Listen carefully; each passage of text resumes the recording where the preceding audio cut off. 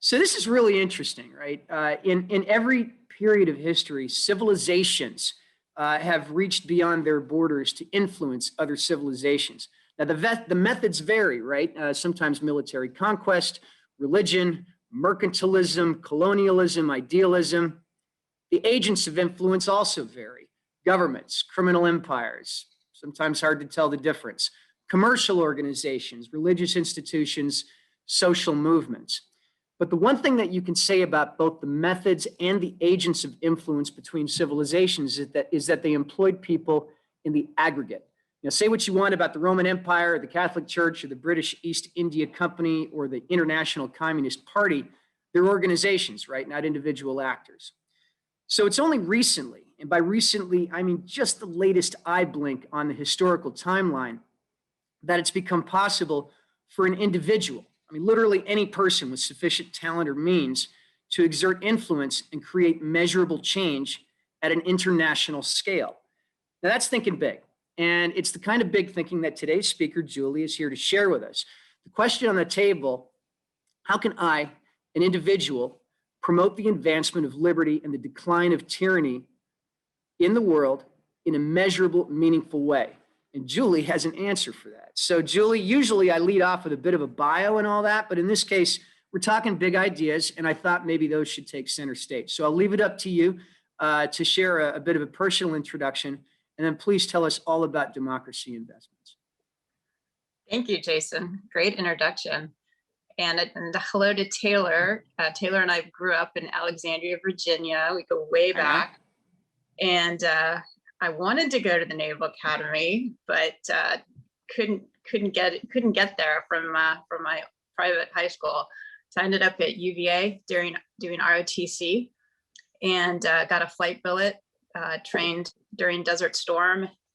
They had too many pilots right after Desert Storm, so we all stopped flying. And then I ended up getting deployed to fly the Sea King out of QB Point, Civic Bay QB Point, and flew Marines around, some crazy Navy SEALs, did some combat search and rescue training, amazing flying.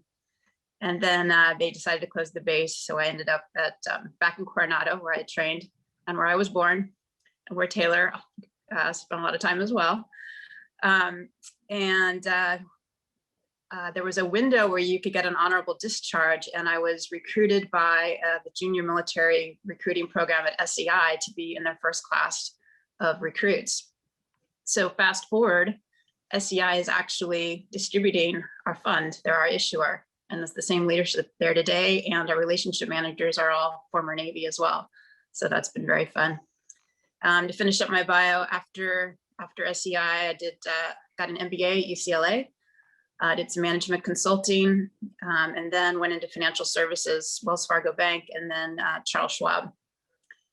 And last summer, I had been watching the impact investing movement, trying to figure out exactly as Jason described, how can we have impact on the world in a measurable way?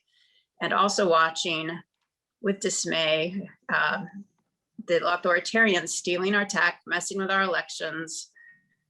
And Rick and I met through some common friends focused on these security issues. And Rick, in his spare time, had been modeling coronavirus death rates using the Economist Democracy Index. So he said, why don't we just use that index on an international index? And then you're neutrally reweighting an international portfolio using a very standard, transparent measure of democracy. So you're overweighting insecurities in democratic countries and underweighting insecurities in authoritarian countries. So I called The Economist, and we were able to negotiate an exclusive license, which is our main IP. We formed our company, Democracy Investments. Our other partner is Chris Brown, who I've known over 20 years. He's been in the industry longer than I have, has a CFA. And we launched our ETF at the end of March. So we have a little over 2 months now out there in the press. We've been getting some nice traction.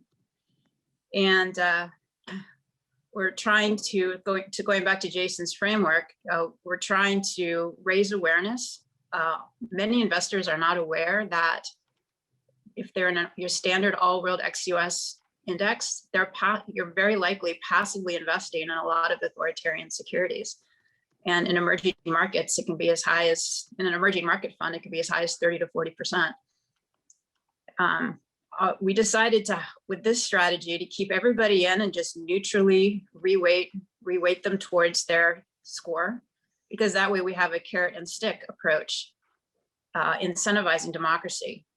So any country can look up how to improve their democracy score and get more capital to increase their economic growth, or you'll be more actively investing in democracy, so you're lowering their cost of capital and fueling their economic growth. We've been asked how we compare to ESG. Is everyone aware what the ESG movement is? No. So ESG, it started about 10 years ago for environmental, social, and governance. And even BlackRock now is measuring all funds based on their ESG score. And there's been a lot of controversy about how you actually measure that. What are the metrics? And are you giving up performance? And one thing I would throw out is, if you're just focused on E for environmental, you might be investing in solar panels and wind farms that were made by forced labor and stolen tech. With our approach, top down, you are starting with countries that value, values of democracy, focused on human rights, focused on fair governance. So some people say, oh, you kind of fit the S&G box of ESG, but I would argue we're a brand new category and there should be a D in ESG. You should start with a top-down filter if you care about democracy and you don't want to be passively fueling the growth of authoritarian states. So we're on a mission. Like I said, we're looking to raise awareness, and we're looking to get early investors into the fund. We're listed on the New York Stock Exchange with a ticker symbol DMCY. And once we get to scale, not only will institutions be, they like our model, where they same returns, same diversification, same volatility as our competitor, but you're not passively investing in authoritarians. So we need to get to that point to be scalable for institutions. And then when the numbers get really big, then we're doing exactly what Jason just described. Then we are putting pressure on the authoritarians. We are putting pressure to improve the state of democracy globally, which sadly is in decline. I'm sure everyone here is aware of all the research, but it's not a good scene. It's actually worse than what is reported in The Economist. Rick did some analysis looking at democracy score by GDP and population, and when you look at the numbers that way, the story is even worse.